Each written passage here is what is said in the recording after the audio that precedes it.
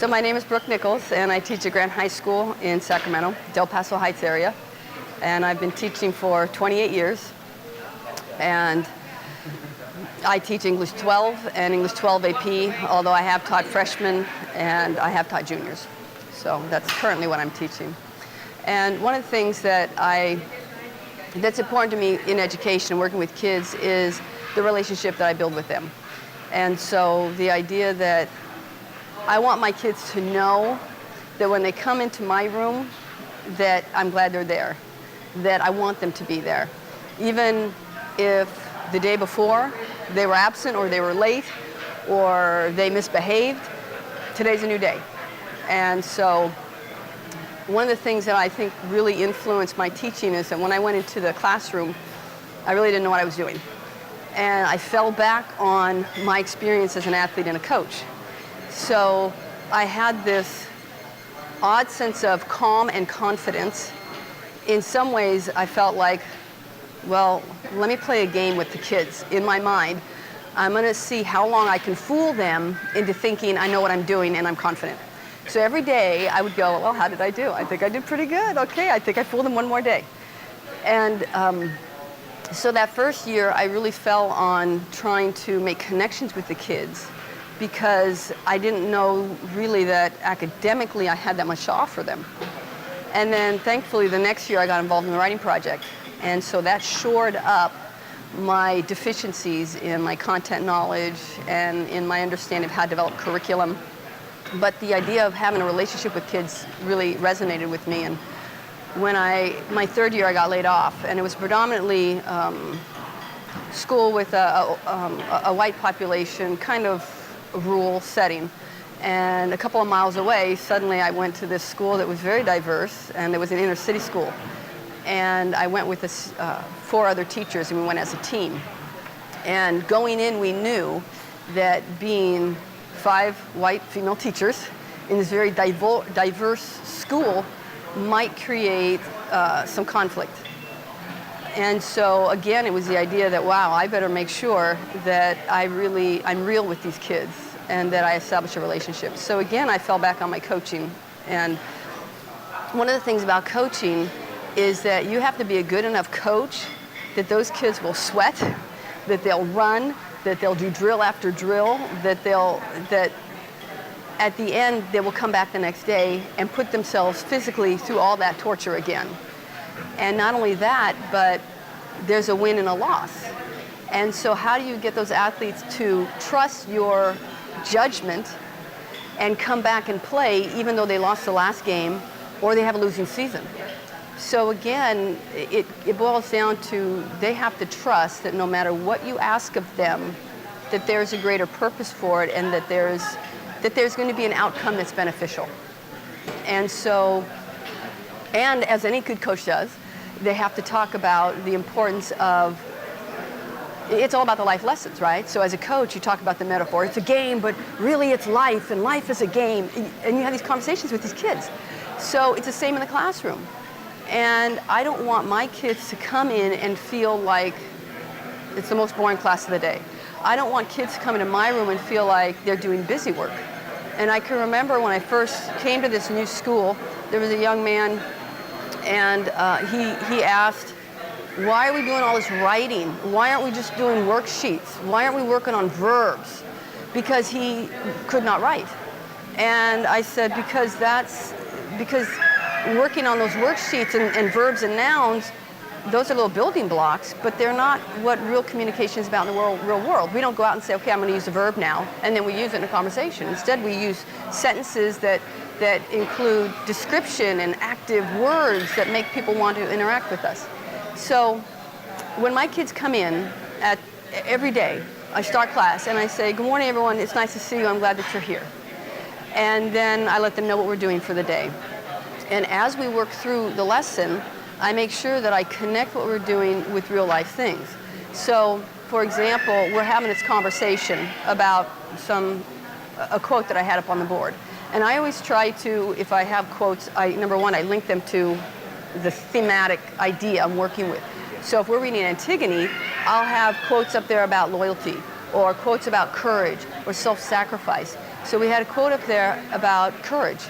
And my kids were talking about, some made connections to Antigone, but others made connections to their own lives, which is great. And so what I do is I make sure that I compliment them on the array of answers, that personal experience is valuable, but so is connecting to other things, because in life it's about making connections. And then we talk about courage, and I let them know, you know what, there's times in my life that I didn't have courage, and I'll give them an example of that. And that, again, opens up kids to share their own experiences. And then, again, it's that life lesson. So I'll always try to end with, you know, you might not have been courageous in that moment, but today's a new day. You can always reinvent yourself.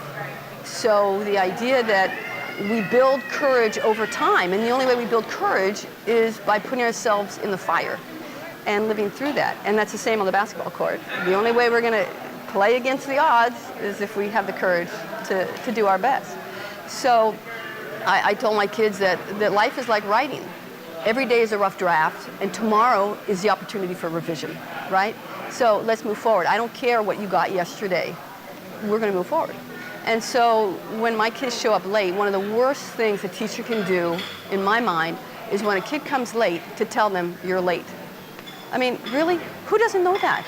So then a kid will come in late, and I'll always smile. And I'll say, I'm glad you're here. Come in. And then the other thing is that I want them to know that my expectation is that this class period they have with me, this is just like being at the bus stop. They got a destination to go to, right? But while they're at this bus stop, they're going to learn so that they're ready for wherever the destination takes them. So when we start class, the first day I give them a letter about myself. And I make sure in that letter I say things about that I moved a lot, that my parents had a rough divorce, that I lived with both of them here and there, that my grandmother died when I was young and we were really close. And so I try to keep things in the letter that I know they can connect to. And then their homework is to write me a letter back. And so when they come back the next day, they get to ask me questions about things in my letter. And so I throw in serious moments, but also more lighthearted things. And then the letter I get from them, some are very revealing, and I really get a glimpse at who they are and their family life and their struggles. And others are more superficial, just, yeah, this summer I did. But in my mind, that's revealing too. And so then on the second day, class starts, and I know a kid's going to come in late. Sometimes they come in and they go, make all this noise. Or sometimes they come in quietly, and then they walk right in front of me. And I go, oh, hold on, we got to stop for a moment. You say, let's talk about the business world. Now, when you walk into a presentation, when you walk into a board meeting and you're late, are you going to walk in front of the speaker? No, you're right. So why are you going to do it here? Because we're working on you being at the next step. So this is how we're going to do it. Now, and I'll have the student back up. I go, now when you come in, number one, we're going to be quiet, right? We're not going to disrupt what's going on. Because again, if you're in a board meeting, you're going into maybe a meeting with the business abstract and a business proposal, and you want to get a loan, you're not going to come in and act like you own the place, right? Because you don't. So you walk in and you're polite. Now, whether it's me or a student or a presenter up here, you're going to walk in, and then I don't care where your seat is. I don't care if it's a seat right in front of me. You're going to walk down the first aisle and come up quietly from the back, and you're going to sit down. Or you're going to stay in the back and you're just going to sit there. Because that's business etiquette. That's what we need to be out in the world. And not only that, but everybody's watching you all the time. Not like you're a star, but everybody's watching you. So when you come in and you're professional like that, someone's thinking, I could promote that person. They would be a good face for my company. So it's all about understanding the context. And we talk about code switching with language. It's code switching in context. So know how you can enter the room and show that business acumen. And so I'm always making those kinds of connections. So when kids have an opinion, I'll say, you know what, let's connect that to the learning. That's a claim. So when we're writing our essays, what you just said is an opinion, it's a hypothesis, it's a thesis, it's a stance, it's a stand, it's a claim. So I try to teach them a variety of terminology, so whatever context they're in, if someone says the word stance, they'll know, oh, they're asking for my opinion. If we're talking about writing, oh, it's my claim. So it's about teaching the kids enough that regardless of the situation they're in, they can contextualize it and say, okay, this is how I should be in this situation. And so I make sure that I make those connections and that I tell kids, we're doing this today because next week or next month we're going to be doing this. So this is a building block.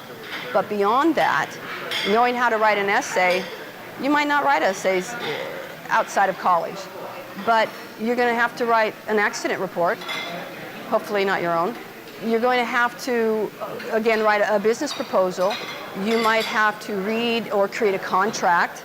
So it's about essay writing. This is just the vehicle that we're using to help you learn communication and writing skills. And so I think that that's one of the ways, or that's several ways that my students know I care about them. And then the other is that in my school we talk a lot about the head and the heart. You can't get to the head if you don't get to the heart. We can't ask kids to engage intellectually and develop their intellect if they're not engaged with us.